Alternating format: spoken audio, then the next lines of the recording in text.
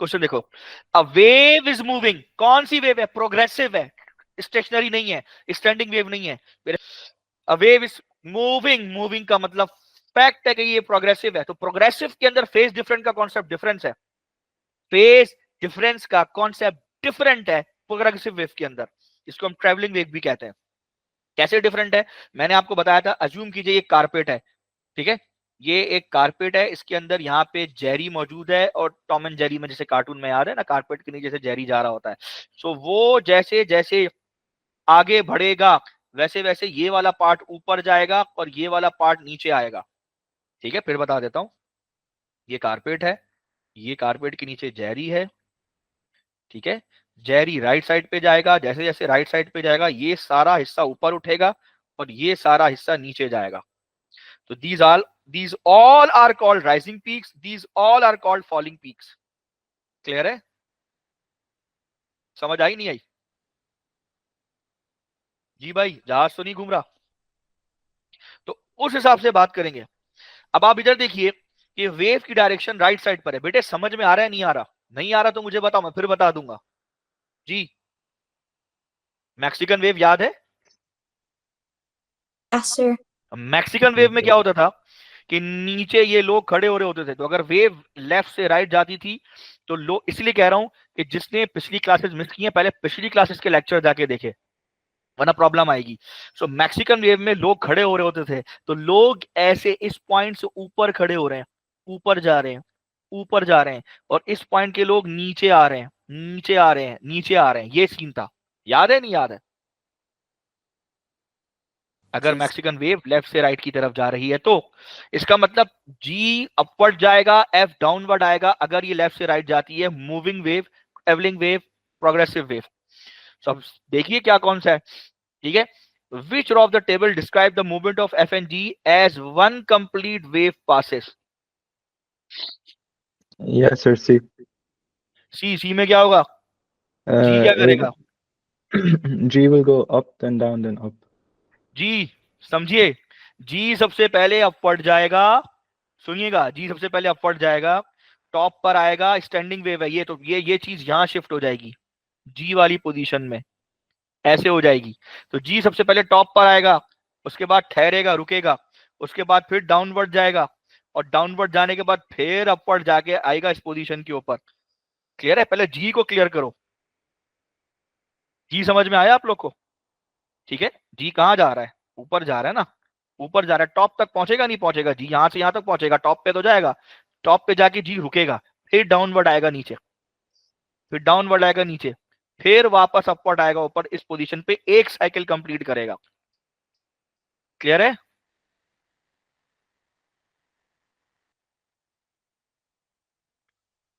समझे? Yes, sir. जी भाई, what about F? F की क्या कहानी है? ऑलरेडी ये सारे पॉइंट्स अपवर्ड जा रहे थे और ये सारे पॉइंट्स डाउनवर्ड जा रहे थे, तो जाहिर सी बात है एफ पहले डाउन जाएगा, डाउन जाके बिल्कुल एक्सट्रीम लो पर आएगा, फिर यहां से अपवर्ड ऊपर की तरफ जाएगा, फिर थोड़ा सा नीचे आएगा दोबारा, और दोबारा नीचे आके इस पोजीशन पे आएगा। That's it. क्लियर है? जी समझ आ गया सबको? जी सर। आगे बढ़ते हैं, और भी क्वेश्चंस हैं, और भी इसी का एक और क्वेश्चन भी मैं बता ही देता हूँ हाथ के हाथ। ठीक है, एक और पार्ट है इसमें, डिस्प्लेसमेंट टाइम ग्राफ है। वो क्या कह रहा है, क्या displacement time graph for a point on the surface of the water wave is shown. बच्चों वाला सवाल है। वो कह रहा है कि विच of the following expression give the frequency of a wave in hertz. तो कह रहा है कि इसमें कौन सी वेव जो है वो उसकी कौन सी एक्सप्रेशन जो है वो उसकी फ्रीक्वेंसी बता रहा है। जरा देख लो भाई, चार ऑप्शन है जी, क्या होगा आपके हिसाब से? Sorry, Jamal Jamal please. D वाला ऑप्शन कौन सा? डिफाइन दैट कोई। डी वाला, अच्छा डी वाला ऑप्शन है 0.4 माइनस 0.1। एक सेकंड अब्दुल्ला, डी पर डी बी है। होगा, जाहिर सी बात है। उसकी वजह क्या है अब्दुल्ला? यही है, बी है। उसकी वजह ये भाई, देख लो आप लोग, इस पॉइंट से लेकर इस पॉइंट तक ये वन कंप्लीट साइकिल बनती है। ठीक है भाई, ये बनती है वन कंप्लीट साइकिल। इसका ये जो टाइम है ये पीरियड कहलाएगा। तो जाहिर सी बात है 0.7 minus 0.1 is equal to T, और frequency equal to 1 upon T, तो 1 अपॉन 0.7 माइनस 0.1। एक तरीका तो ये, दूसरा ये कि फ्रीक्वेंसी ऑलरेडी फ्रीक्वेंसी कैलकुलेट करके सबसे मैच कर लो, सारे रिजल्ट से जो मैच कर जाए वो ठीक है। ठीक है, अब जरा देखिए क्वेश्चन नंबर 8 कह रहा है eight a distance D from a point source of the light, light की एक ही सोर्स है, the light intensity is I. अब सुनो वो कह क्या रहा है, वो कह रहा है कि भाई ये लाइट की एक सोर्स है, ये लाइट की सोर्स है, अरे यार ये लाइट की सोर्स है, वो कह रहा है कि इससे किसी एक डिस्टेंस पे, वो डिस्टेंस कितना है डी, तो वो कह रहा है कि यहां से एक डिस्टेंस पर, इस डिस्टेंस पर, ठीक है, लेट्स से इस डिस्टेंस पर जो इंटेंसिटी है इस पॉइंट पर वो आई है, यानी रिसीवर एंड पे जो चीज है वो आई है। वो कह रहा है which of the following expression give the light intensity at a distance 2d from the source. वो कह रहा है कि अगर इसी डिस्टेंस को मैं डबल कर दूं, ठीक है, बहुत आसान है, बच्चों वाला सवाल है, अभी थोड़ी देर पहले बताया। वो कह रहा है कि अगर इसी डिस्टेंस को मैं डबल कर दूं, ट्वाइस कर दूं, ठीक है, यानी कि मैं इसको 2d कर दूं, तो बताओ अब इंटेंसिटी क्या हो जाएगी, कितनी हो जाएगी। आपको पता है कि आई इज इनवर्सली प्रोपोर्शनल है जी, टी स्क्वायर है, ऐसे ही है जी। जी मुझे अजी आप बताए दें, आप लोग बता दें फिर मैं बता देता हूँ। बी। B. बी, बी सीधी सर। बात है यार, सीधी सीधी बात है, 1 अपॉन आप 2d कर लें तो 1 अपॉन 4d स्क्वायर आएगा, बैलेंस करने के लिए 4 लगाए, तो सीधा सीधा जवाब है, बी आंसर है, रॉकेट साइंस नहीं है। तो इस तरह का क्वेश्चन आपके पास आएगा। ठीक है, इसके बाद अलावा मैं एक और क्वेश्चन दिखा दूं। क्वेश्चन नंबर 9 है जून 23 का, ये अच्छा सवाल है। Earth and Jupiter orbit the sun as shown, the distance from earth to the sun is 1.49 exponent 10 meter, exponent 11 metre. ठीक है, ठीक है, अर्थ से सन तक का फासला ये है, इसको कोई भी नाम दे दो भाई, इसको डिस्टेंस d1 दे दो, ठीक। और जुपिटर से लेकर सन तक का जो फासला है, ठीक है, इसको नाम दे दो d2। ना मुश्किल नहीं है, जितना मुश्किल तुम लोग समझ के बैठे हो। ठीक है, ये है d2, समझ आ गई बात। एक डिस्टेंस d1 है, दूसरा d2। जी जी जमाल कहिए। तो ए आंसर है मैम। चलो ठीक है, गुड, मैं देख लेता हूँ, मैंने आपका रिस्पॉन्स नोट कर लिया, मैं अभी देखता हूँ। अब क्या कह रहा है, जो अर्थ पे इंटेंसिटी है उसका नाम रख दो IE, ठीक है, और जो जुपिटर पे है वो उसका नाम रख दो IJ। क्लियर है, जो जुपिटर पे रिसीव हो रही है उसके एक एक यूनिट एरिया पे। Which of the following can be used to calculate the intensity of sunlight at earth, यानी IE कैलकुलेट करनी है तुम्हें। तो सिंपल सा रेशियो था, क्या पढ़ाया था, IE अपॉन, बल्कि IJ को ऊपर कर लो क्योंकि अभी हम इसको फेंकेंगे वहां पे, IJ upon IE equals to कौन सा डिस्टेंस, ये अर्थ का, इसको DE कर लो, और दूसरे वाला जो है ना इसको DJ कर लो, DJ ब्रावो। ठीक है भाई, तो दूसरा क्या हो जाएगा DJ। तो अब J ऊपर नहीं आएगा, ऊपर क्या आएगा, ऊपर E आएगा, ये हमने आपको पहले ही बताया। और इसमें क्या आ जाएगा, नीचे, नीचे आएगा DJ, DJ का स्क्वायर। क्लियर है, हमने बताया था ना डिस्टेंस में उल्टी कहानी होती है, ऊपर जे है तो यहाँ जे नीचे आएगा, ये ई है तो ई का डिस्टेंस ऊपर आएगा, इनवर्स रिलेशन की वजह से। क्लियर है, नहीं बताइए मैंने अपने, इसको जे है, इसको आप करें, ट्राई करें, खुद से भी करें। तो ये जे है, तो जे इसकी जगह जे, ये सब रेसिप्रोकल कर दो भाई, ये सारा रेसिप्रोकल हो जाएगा। तो यहाँ पे ऊपर क्या हो जाएगा, ऊपर ई हो जाएगा, इधर जे हो जाएगा, इधर जे हो जाएगा, इधर ई हो जाएगा, और अब उसके बाद इसको वहां ले जाओ, इधर ले जाओ, कोई टेंशन नहीं है। सर क्या किया है? बस चलो अच्छी बात है, हो गया। तो वही बुढ़ापे में कभी कभी हो जाती है प्रॉब्लम, कोई मसला नहीं है। ठीक है, ये हो गया। अब आप ये जो उसका उसका डिस्टेंस है वो रख लो, वो कितना है, ठीक है, और जुपिटर का कितना, 7.78 इंटू 10⁻11 डिवाइड बाई 1.49 इंटू 10⁻11, और उसका क्या हो जाएगा, square multiply by IJ। IJ कितना दिया हुआ है भाई, वो ही दिया हुआ बस। नहीं दिया, बस नहीं खत्म दिया। हो गई बात, ये IE हो गया। ठीक है, सो ये इस हिसाब से ए करेक्ट आंसर। अब एक चीज गौर करना, लॉजिकली पाई को तो जवाब में आना ही नहीं था। जब मैंने पीछे इक्वेशन बनाई है तो वहां I1 upon I2 is equal to D2 square upon D1 square, जब इक्वेशन बनाई है मजाल है मैंने कहीं पर भी ये पाई बनाया, पाई लिखा नहीं लिखा, पाई तो कट गया। पाई कहां कटा? ये सवाल अभी थोड़ी देर पहले जैनब नवीद ने पूछा था, तो मैंने बताया था k is equal to pi upon 4 pi था। तो जब k कटा तो अंदर p भी कटा, पाई भी कट गया, कैंसिल हो गया, निकल गया। तो आंसर में ये और ये तो होने ही नहीं चाहिए थे लॉजिकली। क्या होने चाहिए थे? नहीं No, sir. No, sir. Sir, it's clear. एक और चीज बतानी है। अब देखो उसमें भी कैलकुलेशन की जरूरत नहीं पड़ती, दिमाग की जरूरत पड़ती है। इस इक्वेशन में स्क्वायर कहीं पर भी नजर नहीं आ रहा, कहीं स्क्वायर नजर आ रहा है, जबकि हमने डेरिवेशन में d1 स्क्वायर d2 स्क्वायर किया था। तो हम इससे भी पकड़ सकते हैं एक तो कि भाई ये ठीक है, ये गलत है। We are solving October 22 unit number 2 question number 17 C. दोबारा से बता रहा हूँ, सुन लीजिएगा। हो क्या रहा है? The maximum intensity of sunlight at the surface of earth 1100 watt. Earth की सरफेस पर जो इंटेंसिटी है वो है 1100 वॉट, ठीक है, पर मीटर स्क्वायर। ठीक है, क्लेम करने वाला ये कह रहा है स्टूडेंट कि ये जो इंटेंसिटी है, ये इंटेंसिटी कम है, जिसको IE कह रहे हैं, और ज्यादा इंटेंसिटी कौन सी है? जो एक बंदा, ये इसके पार्ट ए के अंदर जो एक बंदा यहाँ पे 5 मिलीमीटर के डिस्टेंस पे खड़ा हुआ है, वो कह रहा है कि ये जो इंटेंसिटी है LED की, जिसको मैंने IL कहा है, ये ज्यादा है। तो इसको प्रूव करें, और यहाँ पे पावर जो LED की है वो 0.69 वॉट है। तो वो कह रहा है डिस्कस करो उसको। तो उसका क्लेम को देखते हैं। तो अर्थ पे पड़ने वाली जो इंटेंसिटी है सन की, वो 1100 वॉट पर मीटर स्क्वायर है, और इसकी है, जरा इसकी कैलकुलेट कर लेते हैं। तो कैलकुलेट करने के लिए IL यानी इंटेंसिटी ऑफ LED, ठीक है, मैं इसको पूरा ही लिख देता हूँ। LED की इंटेंसिटी कैलकुलेट करना, power per unit area. So power per unit area क्या होता है? ये एरिया जो है बुनियादी तौर पर स्फेरिकल एरिया होता है, चारों तरफ फैलता है, इसलिए हम स्फीयर का रेडियस लेते हैं, स्फीयर का एरिया लेते हैं। सो पावर कितनी है?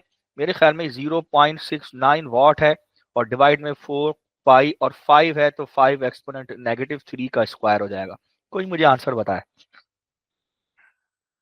Sir, 2196. 2196.34 watt per metre square, यही है। आप इसको राउंड ऑफ करेंगे to, number of significant figures कितने? 1100 है, तो ये 2200 में, ठीक है। अब आपके सामने, so intensity of at earth is greater than intensity of LED is greater than intensity of sun, लेकिन at a distance at 5 millimetre, ठीक है। और ये क्या है? इंटेंसिटी एट सरफेस ऑफ अर्थ, ठीक है। आ रही बात समझ में? ये इससे ज्यादा है, तो ये कितनी है? 2200 वॉट है, और ये कितनी है? 1100 वॉट है। तो यस, उसकी जो ऑब्जर्वेशन थी, ठीक है, ही इज राइट, ठीक है। क्लियर है? आ रही बात समझ में? नहीं आ रही? बिल्कुल ठीक बात कर रहा है, कोई गलत तो नहीं कह रहा। हिज क्लेम इज ट्रू, इस तरह से भी आप लिख सकते हैं। तो ये बात तो बिल्कुल ठीक है। क्लियर? समझ में आ गया क्वेश्चन?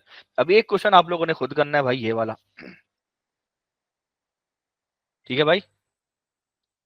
लिख दूं ग्रुप पे, या ये भी खुद कर लोगे भाई? कोई प्रॉब्लम तो नहीं है? ठीक।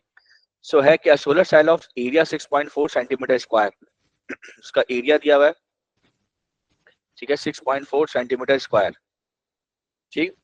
Is used to charge the battery in a watch, ठीक है। बैटरी है वो वॉच में है, तो उसको चार्ज करने के लिए यूज करा था। Battery will only charge when the power input to the solar cell is greater than 0.8 watt. Deduce whether the battery will charge when the intensity of the light incident on the solar cell is 750 watt per meter square, ठीक है। तो जो light पड़ रही है उसके ऊपर, ठीक है, वो 750 वाट पर मीटर स्क्वायर की है, ठीक है। सो ये इंटेंसिटी गिवन है, ये इनपुट इंटेंसिटी है, ठीक है, इनपुट है।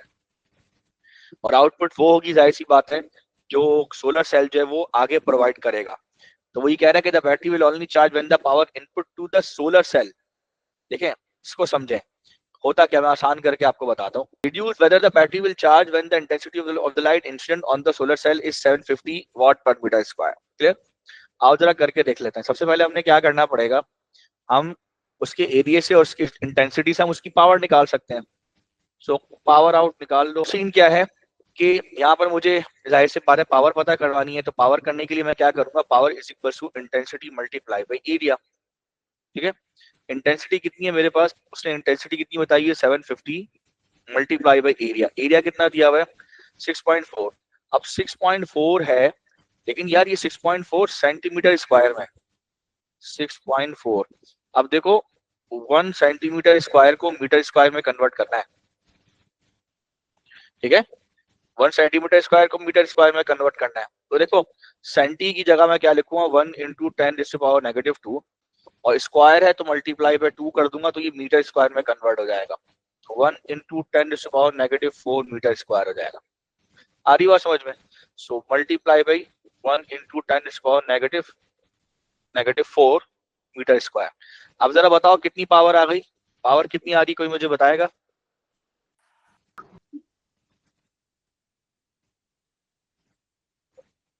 Zero point 0.48. 0.48 वॉट। और ये बात समझ में होती है। हम लोग अलग से एक बैटरी लगाते हैं, आई वॉज एक्सपेक्टिंग कि शायद ये उस बैटरी को बोल रहा है। ठीक है, तो मैं फिर से बता देता हूँ यहाँ पर कि ये जो इस पे पड़ रही है ना इंटेंसिटी, वो आपको गिवन है कितनी 750 वॉट। ये इनपुट इंटेंसिटी है, और इससे जो बाहर निकल रही है ना, ठीक है, बाहर निकलने वाली, वो कह रहा है इसके आगे रिड्यूस बाय, अच्छा इस use to charge a battery, इसके आगे बैटरी लगी हुई है। मतलब हमने बात ठीक की थी, लेकिन इसके आगे बैटरी लगी हुई है। क्लियर? अब बैटरी है ये बैटरी, ठीक है, बी लिखा हुआ है। अब बैटरी को जो ये जा रहा है ना, जो जो जो आपकी पावर जा रही है, वो पावर आउट है। बैटरी के लिए तो वो इन है, लेकिन सोलर पैनल या सोलर सेल्स के लिए वो पावर आउट है। ठीक है, तो वो बेसिकली क्या है, उसको कितना दिया हुआ है कि ये कम से कम 0.8 वॉट होनी चाहिए एटलीस्ट। ठीक है, आ रही बात समझ में? तो ये वाली बात है, हो गया। अब इधर देखो 0.48, जरा समझना 0.48 वॉट, ठीक है, ये लेस देन है 0.80 वॉट से, तो जाहिर सी बात है फिर ये जो है बैटरी चार्ज नहीं होगी।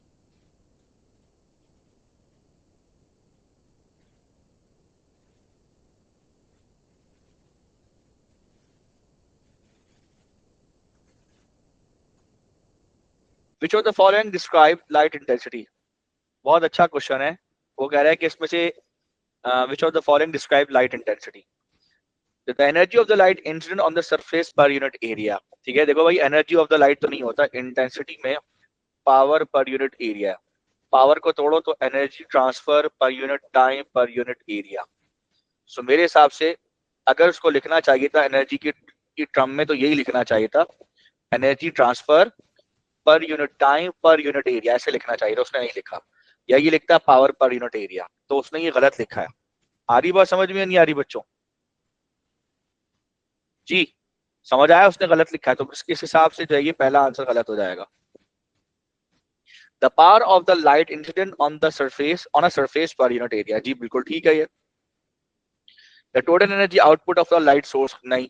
द टोटल पावर, नहीं। Per unit area, power per unit area ही रहेगा। ठीक है, समझ आई? नेक्स्ट चलते हैं।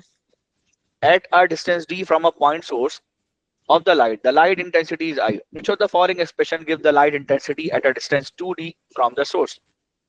2d पे कितना होगा? देखो I जो है that is equals to, अगर मैं इसको मैं करूं तो पावर पर यूनिट एरिया, और अगर मैं पावर के नीचे डिवाइड में एरिया की बात करूं तो जाहिर है वो स्फेरिकल शेप में लाइट फैल रही होती है।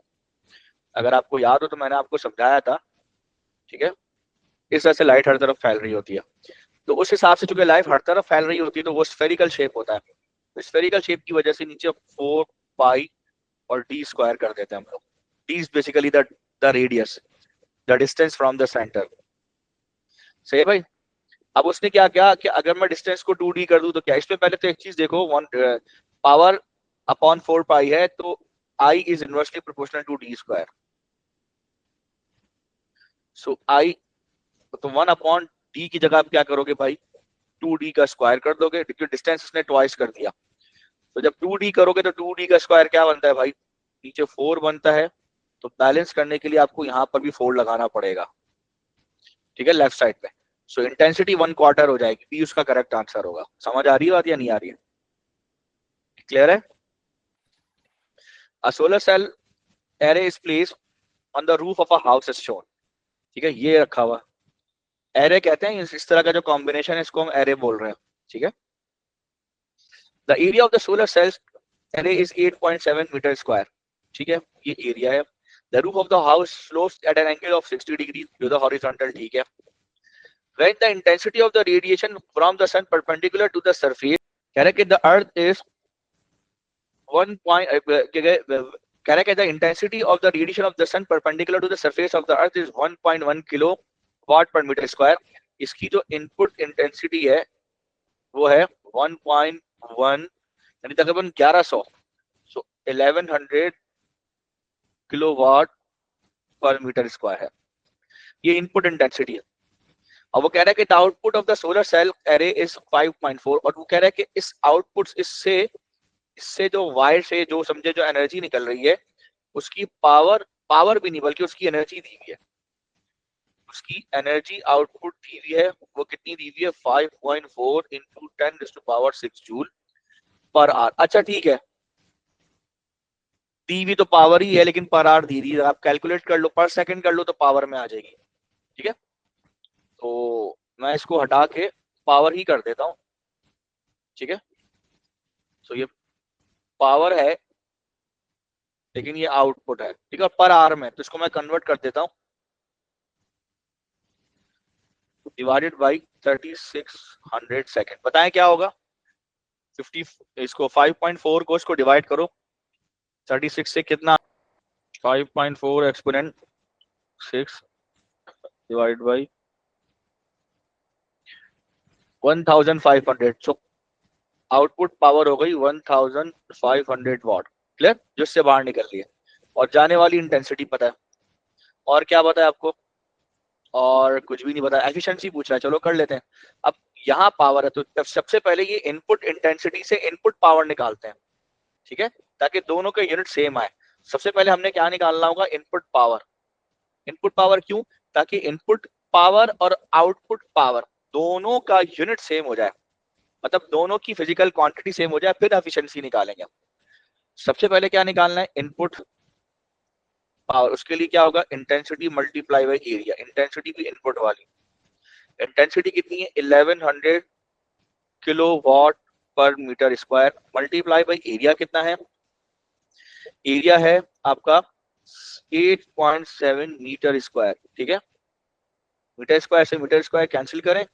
अच्छा, वो किलो हट जाएगा वहां से, हमने उसको किलो में ही लिख दिया, वो वॉट हो जाएगा। ठीक है, आ रही बात समझ, 11 लिखा हुआ था ना, 11 1.1। ठीक है, चलें बताएं, 1100 इंटू 8.7 करें, 9570 वाट। ठीक है, आ रही बात समझ में? अच्छा, ये आपका हो गया इनपुट, और आउटपुट कितना है 1500। चलें, इतनी 25% से भी कम एफिशिएंसी होती है, बहुत ज्यादा तीर मार के 25%, अगर चली गई तो चली गई, वो भी चाइनीज ने कुछ बनाया है, वरना इतनी ज्यादा होती नहीं efficiency. Useful power output divide by total power input. So अब आप बताइए यूजफुल पावर कितनी है, 1500 डिवाइडेड बाय 9570 वाट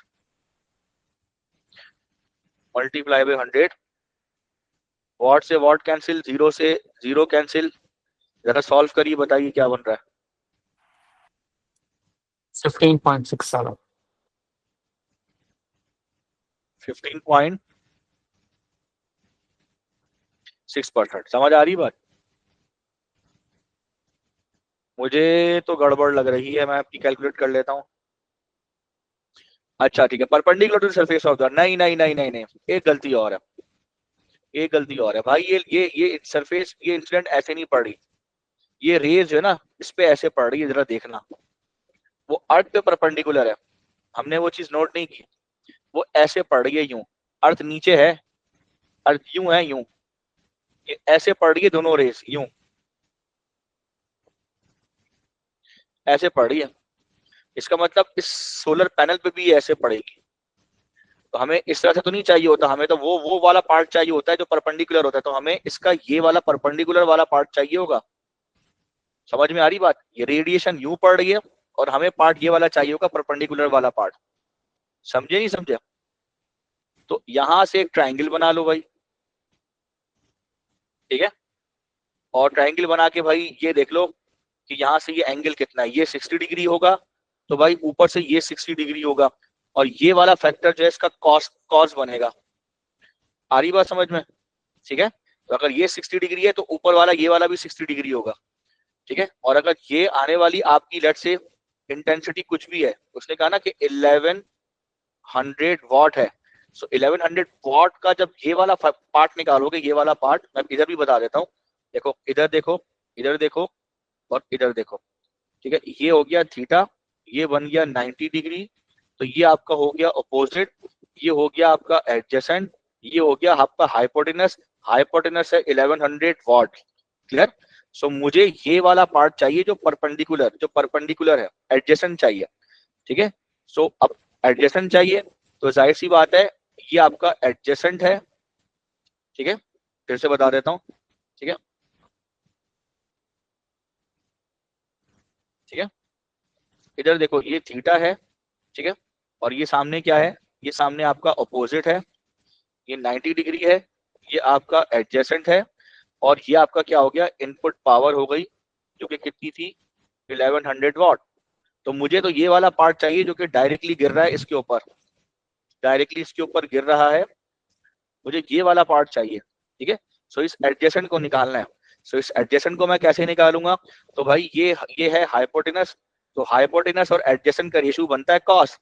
सो मैं यहाँ लगा रहा हूँ cos of 60 degree is equal to adjacent upon hypotenuse कितना है 1100। सो मैं क्रॉस मल्टीप्लाई कराऊंगा, so adjacent is equal to 1100 multiply by cos 60 degree. समझ आई बात? सो मेरे पास ये परपेंडिकुलर वाला पार्ट आ जाएगा जो इस पे गिर रहा है। समझे नहीं समझे बेटा? क्लियर? ठीक है। सो हमारी जो इंसिडेंट पावर है उसमें हमने एक काम और करना होगा, ये हमने, ठीक है, सो हमारी जो इंसिडेंट, ठीक है, जो हमारी इंसिडेंट पावर है उसके साथ हमने यहाँ पर कॉस थीटा भी लगाना होगा। सो इंसिडेंट हमारे पास कितनी बताई थी उसने, इंसिडेंट पावर जो भी उसने बताई थी वो बताई थी 1.1 थी, तो उसको मैं 1100 कर देता हूँ, मल्टीप्लाई बाय एरिया कितना था 8.7, ठीक है,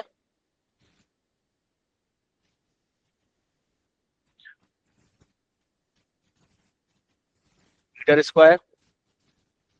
उसके बाद उसका अब नेक्स्ट क्या हो जाएगा, कॉस ऑफ कितना हो जाएगा 60 डिग्री हो जाएगा। क्लियर? तो 4785, सो हमारा टोटल इनपुट कितना है जी, पावर इंसिडेंट तो हमें पता लग गया ना, 4785 इनपुट है, तो इनपुट ये हमारा नीचे आएगा 4785, और आउटपुट हमारा कितना हमने पहले ही पता लगाया था, ये रहा, तो ये 1500 होगा, और दोनों जाहिर सी बात है वॉट्स में होंगे, मल्टीप्लाई बाय 100। अब बताइए कितनी आ रही है जी? 31.3. 30 देखेंगे आप।